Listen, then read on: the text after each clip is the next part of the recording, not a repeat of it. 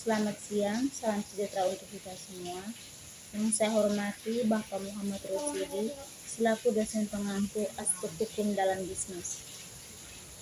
Di sini saya akan menjelaskan tentang rangkuman bab 5. Materinya tentang CCR. Konsep CCR telah berkembang luas, tidak hanya dalam pengertian sempit, karena kegiatan CLT melainkan telah meluas berupa tanggung jawab kepada seluruh. Peran negara dan korporasi. Praktik korporasi di Indonesia tempatnya tidak menganut kedua pandangan itu secara ekstrim. Masalah tanggung jawab sosial dilaksanakan secara berbarengan antara negara dan korporasi. CCR dan Undang-Undang Republik Indonesia Nomor 25 Tahun 2007. Perekonomian dan pembangunan hukum nasional terdapat aturan terkait yang pernah ada, yaitu yang pertama, Undang-Undang Nomor 1 Tahun 1967 tentang penanaman modal asing.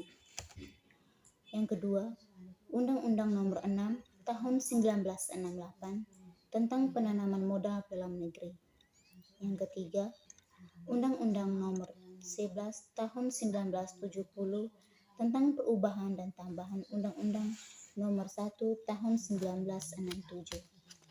Yang keempat, Undang-Undang Nomor 12 Tahun 1970 tentang perubahan dan tambahan Undang-Undang Nomor 6 Tahun 1968 tentang penanaman modal dalam negeri. Tanggung jawab sosial yang pertama itu menjaga kelestarian lingkungan hidup. Yang kedua itu melaksanakan tanggung jawab sosial perusahaan. Dorongan untuk memajukan sektor dan daerah tertinggal. Yang pertama itu menyerap banyak tenaga kerja. Yang kedua, termasuk skala prioritas tertinggi. Yang ketiga, termasuk pembangunan infrastruktur. Yang keempat, melakukan ahli teknologi. Yang kelima, melakukan industri pionir. Yang keenam, berada di daerah terpencil, daerah tertinggi, daerah perbatasan. Yang kedelapan, menjaga kelestarian lingkungan hidup. Yang kesembilan, melaksanakan kegiatan penelitian, pengembangan, dan inovasi. Yang kesepuluh, bermitra dengan usia mikro kecil, menengah, atau koperasi. Yang kesebelas, industri yang menggunakan barang modal atau mesin atau peralatan yang diproduksi di dalam negeri. Beberapa definisi yaitu upaya manajemen yang dijalankan entitas bisnis untuk mencapai tujuan pembangunan berkelanjutan berdasar keseimbangan ekonomi, sosial, dan lingkungan dengan meminimumkan dampak negatif. Program CCR. CCR memang tidak memberikan hasil keuangan dalam jangka pendek.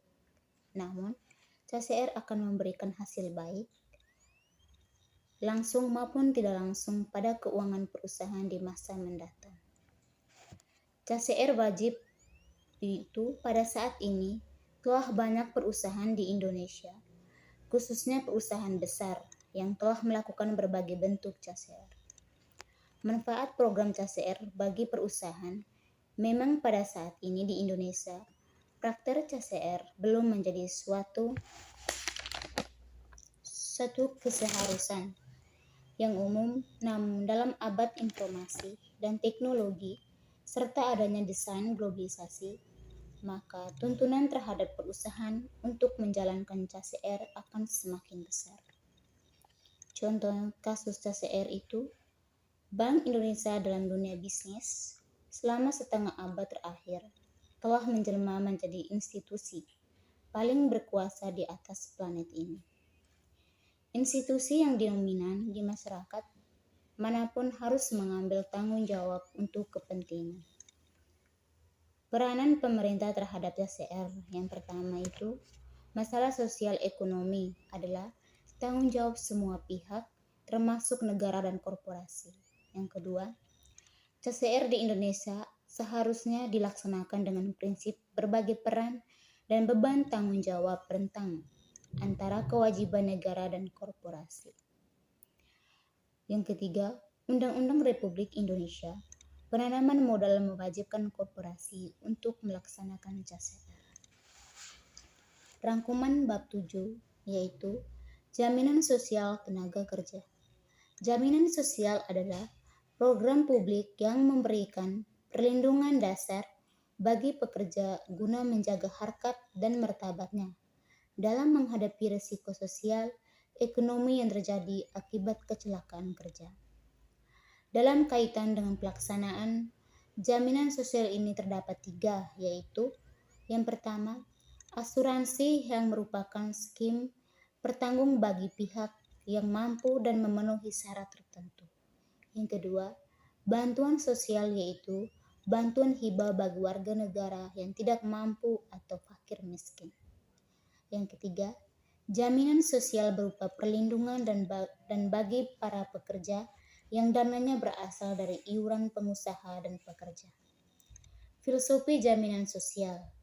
Prinsip dasar dan pelaksanaan jaminan sosial.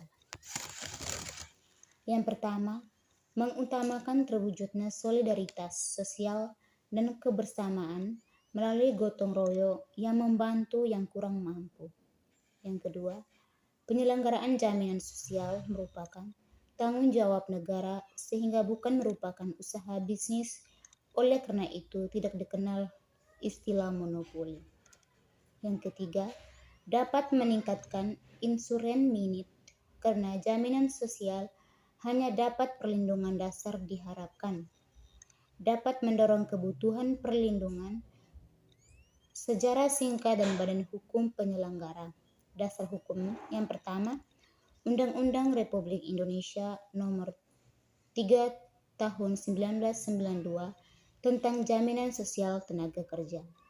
Yang kedua, Peraturan Pemerintah Nomor 36 Tahun 1995 tentang penetapan Badan Penyelenggaraan Program Jaminan Sosial Tenaga Kerja.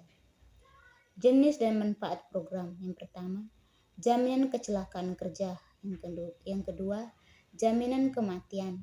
Yang ketiga, jaminan hari tua. Yang keempat, jaminan pemeliharaan kesehatan. Manfaat JKK yaitu yang pertama, sementara tidak mampu bekerja. Yang kedua, biaya transport. Yang ketiga, biaya perawatan, santunan catat, santunan kematian, dan biaya pemakaman.